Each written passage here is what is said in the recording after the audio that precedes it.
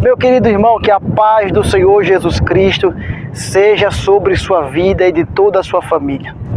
Saiba que a graça de Deus se tem manifestado sobre todos os homens, trazendo salvação.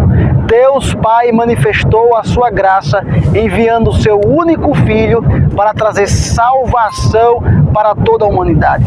Em meio a um momento de caos, de crise na saúde, na economia, na política, eu trago boas novas de salvação para a sua vida, em que Cristo Jesus morreu por nós. O apóstolo João escreveu as palavras de Jesus, capítulo 3 de João, versículo 16. Jesus diz assim: porque Deus amou o mundo de tal maneira que deu o seu único Filho, seu Filho unigênito, para que todo aquele que nele crê não pereça, mas tenha vida eterna. Esse é o maior presente, a maior dádiva divina que Deus entregou aos homens, que Deus doou aos homens, o seu único Filho, para fazer o sacrifício perfeito, para que desse a abertura da graça sobre nossas vidas. Hoje, em Cristo Jesus, nós temos oportunidade de salvação, nós temos oportunidade de redenção e de resgate. A porta da salvação já está aberta. Cabe a nós decidirmos se queremos ou não entrar por ela. A Bíblia diz que são dois caminhos, um estreito e um largo. O estreito que conduz à salvação, o estreito que conduz à salvação eterna, à vida eterna, e o caminho largo que conduz à perdição. E Jesus diz: entrai pela porta estreita. Essa porta estreita é o caminho do Evangelho, o Evangelho genuíno de Jesus Cristo. Portanto, meu querido, em meio a tanta desesperança, Jesus Cristo é a nossa esperança. Quando os discípulos deram com a situação da morte de Jesus, e já faziam 3 dias que Jesus havia morrido, já havia acabado a esperança para aqueles discípulos. 2 deles iam caminhando por um caminho de Emaús, e eles conversavam entre si a respeito da morte de Jesus. O profeta que morreu, o Nazareno, o que seria aquele que ia remir a Israel, na cabeça deles, morreu, e ali aquela morte de Jesus era um sinal de que para eles havia acabado a esperança. Eles tinham perdido a esperança. Quando Jesus se intromete na conversa com eles, quando Jesus participa daquela conversa e eles não sabem quem é Jesus, ele diz: nós esperávamos que ele fosse remir a Israel. Eles falando acerca de Jesus, e Jesus com eles, mas eles não conseguiam enxergar que era Jesus. E ele dizia, a conjugação do verbo é essa: nós esperávamos, ou seja, nós tínhamos esperança, mas agora não temos mais. A esperança morreu junto com a morte de Jesus na cruz, mas não sabia ele que ao 3º dia Jesus havia ressuscitado.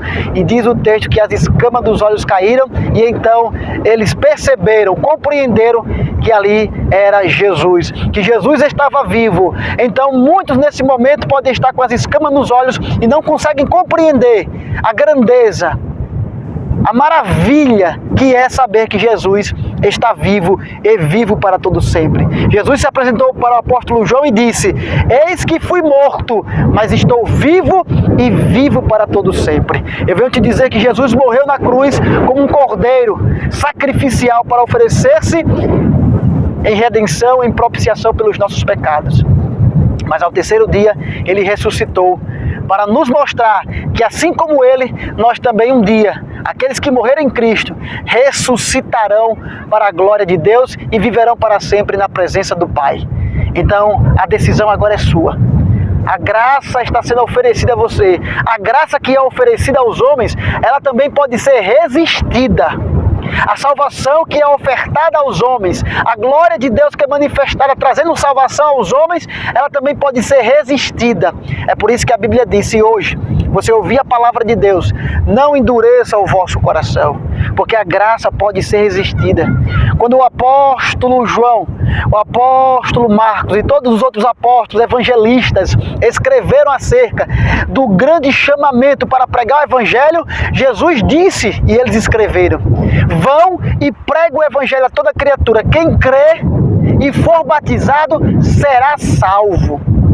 Então é uma questão de fé, de convicção, de entrega, porque fé não é só um conceito abstrato, fé também é ação, é manifestação, é obras. As obras manifestam a fé que existe dentro de nós. A fé não é algo vago. Eu tenho fé e isso é manifesta apenas em vãs palavras. Não, a fé, ela tem atitude, ela nos leva a uma vida de atitude, de renúncia, de entrega ao Evangelho. Então quem crê e for batizado será salvo, mas quem não crê será ou já está condenado. Continua no estágio de condenação. Então, essa graça que é ofertada, ela pode ser resistida. Mas eu espero sinceramente que você, ao ouvir essa palavra, não resista mais à graça. Se entregue à salvação. Só Ele pode perdoar os teus pecados. Só Ele pode te dar salvação. Entenda, somente entregando sua vida a Jesus, nós teremos salvação. Que Deus em Cristo Jesus possa lhe convencer com maior precisão, que o Espírito Santo possa lhe convencer desta verdade bíblica. Salvação somente em Jesus. Se você quer entregar sua vida para Jesus, eu vou orar nesse instante por você. Querido Pai, eu quero orar por todos aqueles que querem agora decidir entregar suas vidas para Jesus. Senhor, nós estamos nesse instante evocando o Teu nome, pedindo perdão pelos nossos pecados.